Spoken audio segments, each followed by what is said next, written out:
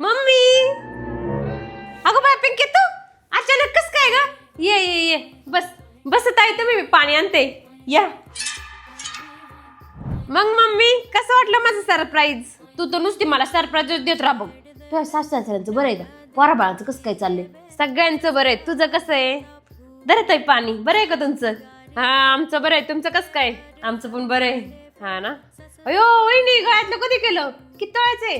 5 तोळ्याचं आहे बघा. 5 तोळ्याचं आहे का? बघ मम्मी कसलं बारीक केलंय. ताई मी चिवडा केलाय गरम गरम, आणू का तुम्हाला? हा हा आणत्या. मम्मी वहिनीला इथं कशासाठी आणली होती? कामं करायला ना. किती मज्जा चालली. तू काय बोलती का नाही? पर 5 तोळ्याचं गंटर करून आणलाय. का ग पिंके, तिचं काय जीवन नाही का? तिला काय कोणती स्वप्न बिप्न बघायचा हक्क नाही का? का सगळं तुलाच पाहिजे? हा अगं तू जर अशीच वागत राहिली ना तर ती तुझ्या डोक्यावर मिऱ्या वाटीन. आतापासूनच नको तिला डोक्यावर बसून ठेवू. हे बघ पिंके, माई एक गोष्ट ना तू कान खोलून ऐक. माझं मन जरी तुझ्यासोबत बोलून बरत असलं ना तर मा पोट सुनबाईच बरी ती. ज्या घरात सून हसत खेळत नांदती ना त्याच घरात खरी लक्ष्मी राहती. सुनबाईच्या आई बापाने हिच्यावर एवढं बरे संस्कार केलेत ना, लग्न झाल्यास ती पोर मला कधी उलट शब्द सुद्धा बोलली नाही. जशी मला तू आहे ना तशीच ती बी आहे. समजला का तुला? हे घेताय चिवडा.